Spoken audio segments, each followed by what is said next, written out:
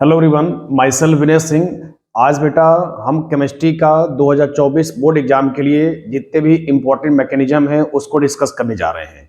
तो आज गारंटी के साथ मैं कह सकता हूं कि बोर्ड में किसी भी सेट में ये आपको मैकेनिज्म किसी न किसी सेट में देखने को जरूर मिल जाते हैं। यानी कि मोस्ट फ्रिक्वेंटली आस्क्ड क्वेश्चन में से ये एक है। यानी कि मोस्ट एक्सपेक्टेड जितने मैकेनिज्म है मैंने स्पेशली यहाँ पर इसको राइट डाउन कर दिया है।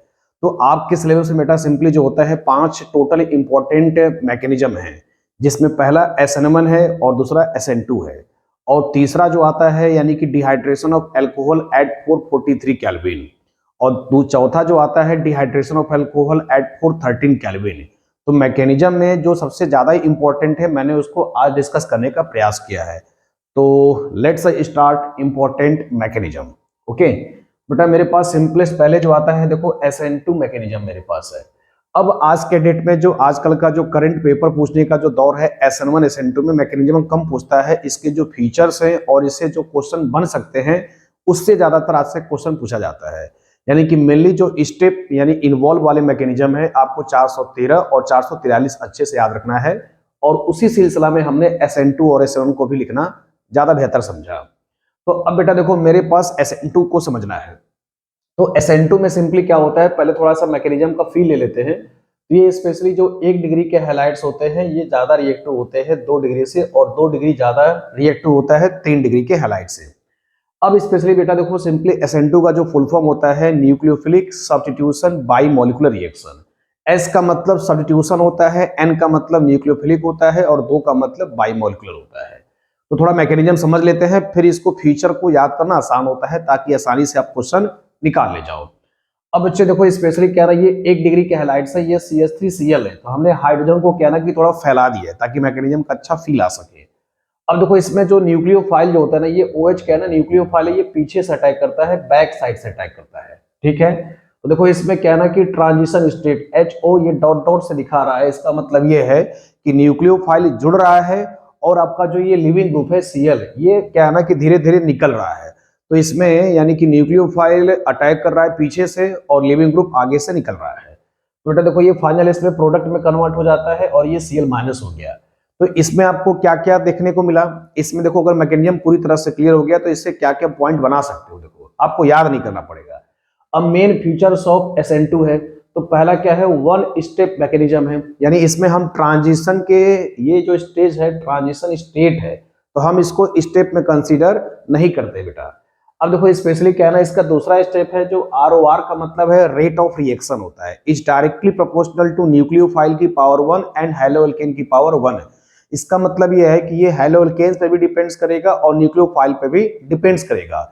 If we change nucleophile rate of reaction change हो जाएगा, यदि हैलोअल्केन्स चेंज कर दोगे तो रेट ऑफ रिएक्शन चेंज हो जाएगा। तो कहने का मतलब क्या हो गया कि न्यूक्लियोफाइल के भी रिस्पेक्ट में पावर 1 है और आपके हैलोअल्केन के भी रिस्पेक्ट में जो पावर है इसका 1 है। अगर सिंपली पावर को जोड़ दोगे तो 2 आएगा, तो इसलिए इसको बाई मॉलिक्यूलर बोला जाता है। यानी so order of kinetics is 2, इसका सेकेंड ऑर्डर काइनेटिक्स फॉलो करता है। अब देखो इसमें इंपॉर्टेंट पॉइंट क्या है कि ट्रांजिशन स्टेट भी फॉर्म करता है, ये भी आपको ऑब्जेक्टिव में क्वेश्चन पूछा जाता है। और सबसे ज्यादा इंपॉर्टेंट बेटा इसमें जो पॉइंट है रिएक्टिविटी ऑफ हैलोअल्केन्स। यानी हैलोअल्केन्स देखो 3 तरह के हो सकते हैं, प्राइमरी हो सकता है, सेकेंडरी हो सकता है, टर्सरी हो सकता है। बेटा इसमें जो रिएक्टिविटी ऑफ हैलोअल्केन्स का होता है सबसे अच्छा SN2 कौन देगा, CH3Cl देगा। जो प्राइमरी हैलाइड्स होंगे, ये 1 डिग्री के जो हैलाइड्स होते हैं वो अच्छा SN2 फॉलो करते हैं।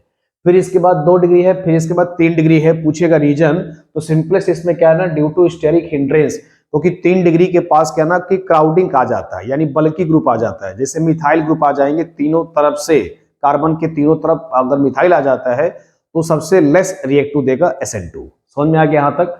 बेटा इसमें मेनली फीचर क्या याद रखना है, ये ट्रांजिशन स्टेट बनता है, ऑर्डर ऑफ एक्टिविटी 123 याद कर लेना है। तो शॉर्ट ट्रिक क्या है, SN2 का 123 डन हो गया। और इसमें न्यूक्लियोफाइल कहां अटैक करता है, पीछे से, इसलिए SN2 का नाम है इन्वर्जन ऑफ कॉन्फिगरेशन। यानी इसमें क्या होता है, अगर रिएक्टेड देखो छाते की तरह ऐसे था तो प्रोडक्ट में क्या हो गया, छाता ऐसे पलट गया। तो मतलब इसमें क्या सीखने को मिला, SN2 follows inversion of configuration. Inversion of configuration का दूसरा नाम है वाल्टन इन्वर्जन, क्योंकि ये साइंटिस्ट था वाल्टन, इसी के नाम पे रखा गया है inversion of configuration, that is Walton inversion. इसी को वाल्टन इन्वर्जन भी कहते हैं और इन्वर्जन ऑफ कॉन्फ़िगरेशन, क्योंकि इसमें न्यूक्लियोफाइल पीछे से अटैक करता है, और ऑर्डर ऑफ रिएक्टिविटी 123 याद कर लेना है। 2 पॉइंट SN2 में आपको अच्छे से याद करना है, कुछ भी नहीं याद कर रहे हो तो 2 पॉइंट जरूर याद कर लो। SN2 में इन्वर्जन ऑफ कॉन्फ़िगरेशन और 123 यानी हेलो एल्केन्स का जो ऑर्डर है 123 याद कर लेना है, आपका क्वेश्चन बन जाएगा इससे। अगला बच्चे देखो इसमें आ जाते हैं SN1 मैकेनिज्म को डिस्कस कर लेते हैं। तो देखो SN1 जो होता है SN2 का ठीक उल्टा हो गया। अगर देखो SN2 1 डिग्री का हैलाइड ज्यादा रिएक्टिव देगा तो SN1 क्या होगा, 3 डिग्री के हैलाइड ज्यादा रिएक्टिव देंगे। अब 3 डिग्री में देखो ये स्पेशली ये क्या ना कि ये कायरल भी हो सकता है। कायरल का मतलब होता है कार्बन से 4 एटम डिफरेंट ग्रुप होने चाहिए। तो मैंने R1 का मतलब कुछ और हो सकता है, R2 मतलब कुछ और हो सकता है, R3 मतलब मे बी डिफरेंट ग्रुप हो सकते हैं। अब बेटा देखो इसमें पहला स्टेप क्या है ना, स्लो स्टेप होता है। यहाँ का ये Cl निकल जाता है तो कार्बन पे क्या बन जाता है, कार्बोकेटायन बन जाता है। तो पहला स्टेप इसमें क्या होता है, आयनाइजेशन होता है, स्लो स्टेप होता है। और स्लो स्टेप को ही क्या कहते हैं, RDS कहा जाता है। RDS का मतलब बोले तो रेट डिटरमाइनिंग स्टेप कहलाता है बेटा। RDS का मतलब क्या होता है, रेट डिटरमाइनिंग स्टेप होता है। तो कभी ऐसे भी आपको क्वेश्चन बन सकता है। अगले बच्चे देखो इसमें स्टेप क्या होता है कि अटैक ऑफ न्यूक्लियोफाइल होता है। तो इसमें क्या होता है कि जब देखो अब ये कार्बोकेटायन बन गया तो ये जो होता है ना प्लेनर होता है, ट्राइगोनल प्लेनर होता है। तो अब प्लेनर मान चला कि देखो 3 बॉन्ड कुछ ऐसे होंगे, एक बॉन्ड ऐसे होगा, एक बॉन्ड ऐसे होगा और एक बॉन्ड ऐसे होगा। अब देखो न्यूक्लियोफाइल का मकसद होता है कार्बन पे अटैक करना, तो ये फ्रंट साइड से भी अटैक कर सकता है, उतना ही चांसेस है। और ये क्या है, उतना ही चांसेस नीचे से भी अटैक कर सकता है। तो अगर सामने से अटैक करेगा तो रिटेंशन कहा जाता है, और नीचे से अटैक करेगा मतलब पीछे से तो उसको इन्वर्जन कहा जाता है। तो इसमें 50% चांस होता है टॉप से अटैक करने का, उसको रिटेंशन बोला जाएगा। 50% चांस होता है बैक से अटैक करने का, उसको बेटा बोलते हैं इन्वर्जन बोलते हैं। तो इसमें दोनों पॉसिबिलिटी होता है। तो देखो मैंने इसको हाईलाइट कर दिया है, 50% रिटेंशन है एंड 50% इन्वर्जन है। तो 50% रिटेंशन और 50% इन्वर्जन के मिक्सर को बोला जाता है रेसमिक मिक्सर। ये भी आपसे पेपर में पूछा गया है कि व्हाट इज रेसमिक मिक्सर, तो बोलोगे a solution which contain 50% inversion and 50% retention, such mixture is known as racemic mixture. अब बच्चे देखो इसमें ये पॉइंट पूरी तरह से क्लियर हो गया। तो ये आपका पॉपुलर क्वेश्चन है कि किसमें रेसमिक किसमें इन्वर्जन एंड रिटेंशन बनता है, तो आंसर आएगा SN1 रिएक्शन में। ओके, अब देखो ये क्या होता है बेटा, 2 स्टेप मैकेनिज्म होता है, क्योंकि इसमें एक स्टेप स्लो स्टेप होता है जिसे आयनाइजेशन कहते हैं, और दूसरा स्टेप इसमें क्या होता है, आपके पास न्यूक्लियोफाइल का अटैक होता है, तो जिसमें रिटेंशन एंड इन्वर्जन बनता है। अगला देखो इसमें ROR जो होता है ये सिर्फ हैलोकेन्स पे डिपेंड करता है, न्यूक्लियोफाइल पे डिपेंड्स नहीं करता है।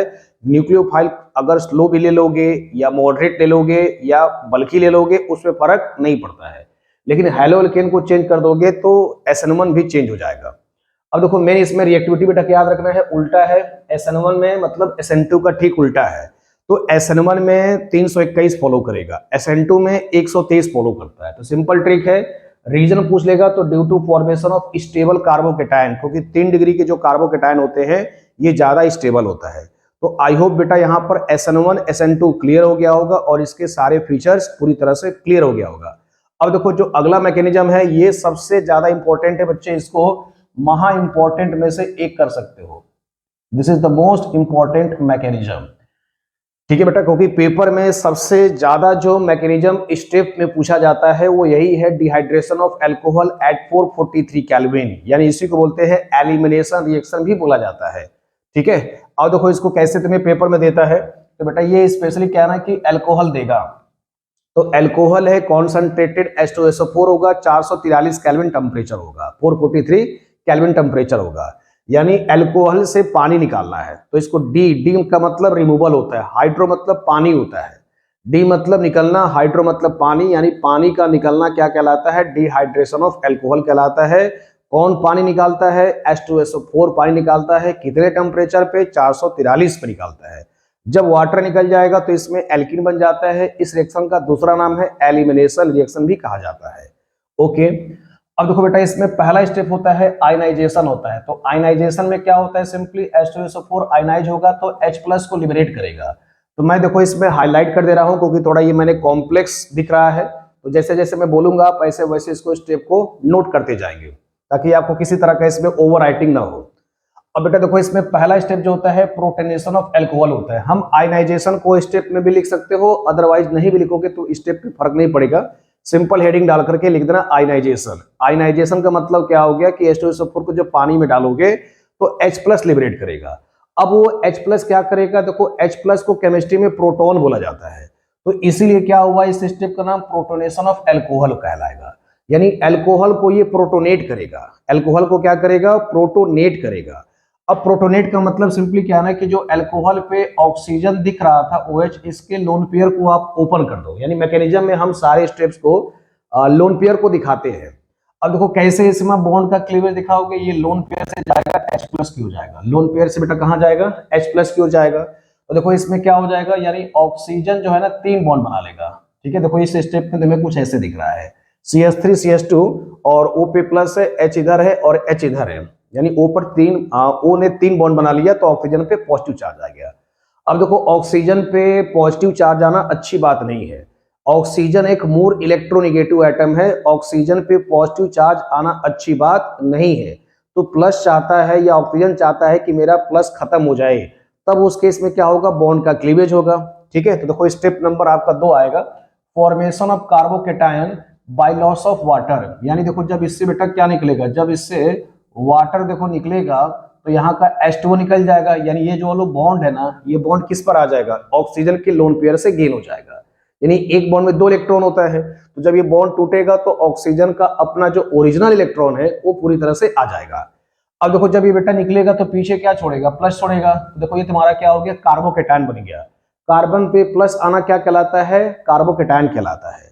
अब बच्चे देखो फिर प्लस आ गया, तो प्लस आ गया तो ये भी चाहता है कि मेरा प्लस खत्म हो जाए, क्योंकि प्लस का मतलब होता है गरीब लोग होता है और इलेक्ट्रॉन की कमी होता है, तो इलेक्ट्रॉन की कमी को ही क्या कहते हैं, यानी इलेक्ट्रोफाइल या सिंपली गरीब लोग बोला जाएगा।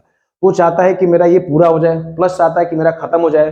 तब उस केस में देखो पड़ोसी से सहायता मांगेगा। पड़ोसी कौन है, हाइड्रोजन। हाइड्रोजन एक थेथर एलिमेंट होता है, हर कोई इसको निकाल देता है। अब देखो बेटा इसमें क्या स्टेप लिखा है मैंने, देखो डीप्रोटोनेशन लिखा है।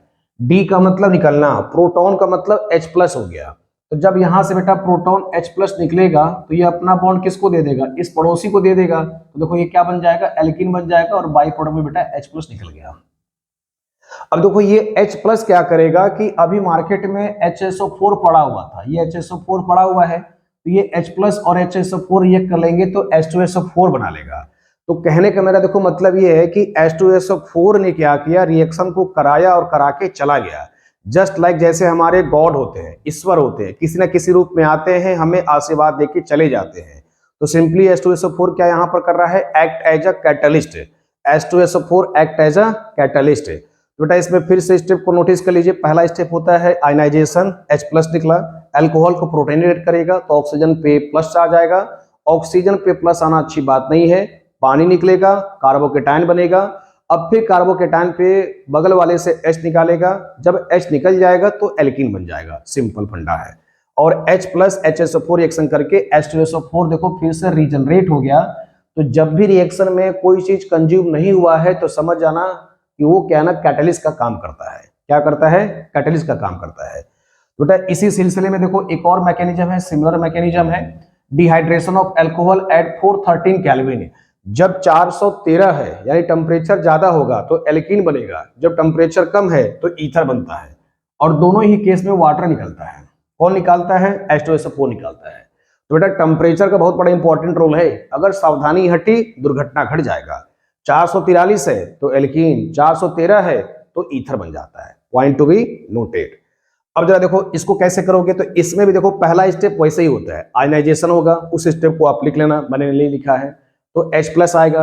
दूसरा स्टेप क्या होगा, प्रोटोनेशन ऑफ अल्कोहल होगा, तो देखो मैंने यहाँ पर लिखा है प्रोटोनेशन ऑफ अल्कोहल है, तो ये फिर क्या करेगा, ये H+ के साथ रिएक्ट करेगा, तो फिर वही तरीका बना लेगा, यानी ऑक्सीजन पे देखो क्या आ गया, ऑक्सीजन पे बेटा फिर क्या आ गया, प्लस आ गया। ईथर वाले केस में क्या होता है कि हम लोग दो मॉलिक्यूल यूज करते हैं, और एल्कीन वाले में सिर्फ एक मॉलिक्यूल यूज किया जाता है। अब देखो इसमें जब 2 मॉलिक्यूल यूज हुआ है तो इसमें दूसरा मॉलिक्यूल भी तो काम करेगा, तो दूसरा मॉलिक्यूल यानी सिंपली अल्कोहल है, तो अल्कोहल न्यूक्लियोफाइल का भी काम करता है, क्योंकि ऑक्सीजन पे लोन पेयर होता है, इलेक्ट्रॉन रिच है, इलेक्ट्रॉन रिच को न्यूक्लियोफाइल बोला जाता है। जैसे पैसे वाले लोग होते हैं उनको अमीर व्यक्ति बोला जाता है, वो महलों में रहते हैं, तो ऐसे समझ सकते हो, न्यूक्लियोफाइल मतलब अमीर लोग और इलेक्ट्रोफाइल मतलब गरीब लोग सिंपली। अब देखो जरा अच्छे से, तो attack of another molecule of alcohol हो गया, अल्कोहल का दूसरा मॉलिक्यूल क्या करेगा, उस पर अटैक करेगा। देखो तो ये वाला हमारा प्लस है और बेटा ये हमारे पास लोन पेयर है। देखो जैसे ही ये वाटर निकलेगा, फिर यहाँ से वाटर निकलेगा तो पीछे क्या छोड़ेगा, प्लस छोड़ेगा। अब इस प्लस पर बेटा कौन अटैक करेगा, दूसरा अल्कोहल का मॉलिक्यूल अटैक करेगा। देखो कुछ इस सिनेरियो में बन गया, यानी कि O के साथ ये कार्बन को जोड़ना है। H देखो इसको डिस्टर्ब कर रहा था ना, नीचे लटका दो अच्छे से ताकि कार्बन के साथ जोड़ने में आसानी हो जाए। यहां तक क्लियर हो गया। अब देखो पानी निकल गया अच्छे से। अब देखो फिर ऑक्सीजन पे प्लस आ गया, फिर हाइड्रोजन को निकाला जाएगा, क्योंकि हाइड्रोजन क्या है ना, थेथर एलिमेंट है, हर कोई इसको लात मार के निकाल देता है, सिंपल तरीका है। तो देखो फिर क्या आएगा, स्टेप डी प्रोटोनेशन आएगा। तो बेटा फिर यहाँ का H प्लस निकाल दोगे। देखो मैंने यहाँ का फिर से क्या कर दिया, ये H प्लस, यानी इस वाले स्टेप को फिर से मैंने क्या किया है, इस पर रिएक्टेंट के तौर पे कॉपी किया है। तो आप भी स्टेप बाय स्टेप करिएगा। ये 2 मार्क्स में पेपर में आता है, आप स्टेप्स का ही नंबर मिलता है, आप स्टेप नहीं लिखोगे नंबर नहीं मिलेगा। अब बच्चे देखो इसमें स्पेशली क्या है ना, देखो ये ईथर बन गया, फिर वही तरीका है, ये H प्लस हो गया, HSO4 हो गया, फिर क्या निकल गया, H2SO4। इसमें देखो dehydration of alcohol at 430 kelvin क्या होता है, ये SN2 मैकेनिज्म को फॉलो करता है, क्योंकि इसमें अल्कोहल का दूसरा मॉलिक्यूल क्या करता है, न्यूक्लियोफाइल की तरह बिहेव करता है, जो कि कार्बन पे अटैक करता है। और न्यूक्लियोफाइल का मकसद होता है कार्बन पे अटैक करना, इसलिए ये मैकेनिज्म SN2 को फॉलो करता है। यानी ये सिंपली 1 डिग्री के ईथर जो है अच्छे इल्ड में बनाए जाते हैं। बेटा विलियमसन सिंथेसिस रिएक्शन और dehydration of alcohol at 413 kelvin 413 यानी 413 केल्विन मैकेनिज्म SN2 को फॉलो करते हैं। तो बेटा ये सबसे ज्यादा मोस्ट इंपॉर्टेंट मैकेनिज्म में से एक है। मैं गारंटी देता हूं कि किसी न किसी सेट में SN1 SN2 पे तो क्वेश्चन बन जाता है, और 443 और 413 को अच्छे से घोल के पी के चले जाइएगा। मेरा दावा है किसी न किसी सेट में, क्या हर सेट में कभी 413 443 मैकेनिज्म पेपर में आता ही आता है। 2 मार्क्स में बेटा पूछा जाता है। अगर आपको वीडियो अच्छा लगा होगा तो आप अपने दोस्तों तक भी काफी शेयर करें, क्योंकि और भी लोगों को अच्छे से अच्छे फायदा मिल सके।